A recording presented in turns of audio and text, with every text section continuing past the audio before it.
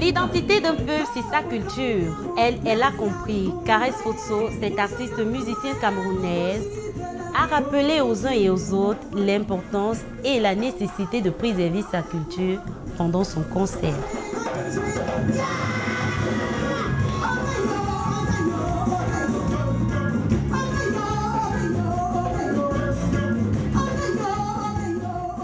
Bruit de tambour, flûte, guitare, piano et batterie, accompagnés des pas de danse de chez nous, ont agrémenté la soirée.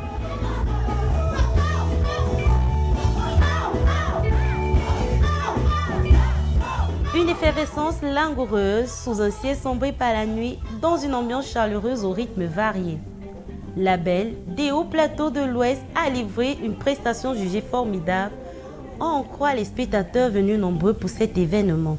Ce que nous avons vécu aujourd'hui, c'est vraiment l'expression de l'art. As she entered the stage to the end, I was dancing because it was really cool.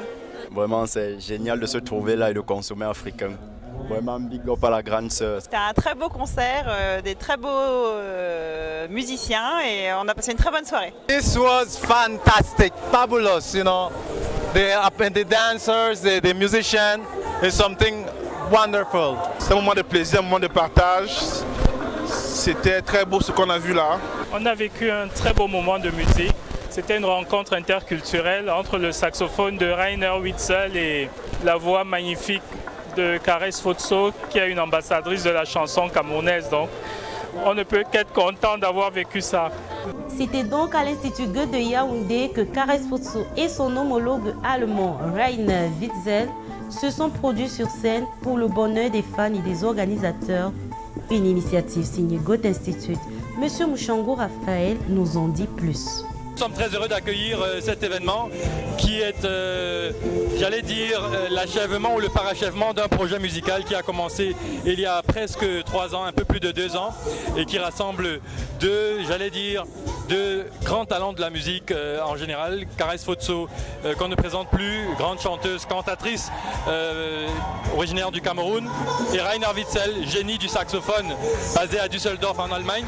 Pour l'heure, la présentation de son nouvel opus intitulé Anuia se présente déjà comme l'un des albums les plus appréciés des fans. 10 titres à savourer, parmi lesquels Mariage forcé, titre phare repris par le public. Un mélange de rythmes africains et de jazz, c'est un album dans lequel la Belle dénonce certains vices et maux de notre société. Je pense qu'elle a pris la peine d'interpeller les gens sur la réalité sociale au Cameroun. Elle a posé le problème du mariage forcé à travers une chanson qu'on connaît bien. Elle a survolé les questions qui sont d'actualité, à savoir le dialogue interculturel et tout cela. Même ceux qui ne comprennent pas un mot en langue de Wondo ou en Bayangam ont eu leur moment de plaisir. On n'avait pas besoin de comprendre ce qu'elle disait en langue Bayangam et tout. On avait l'impression de comprendre le message de fond, la musique.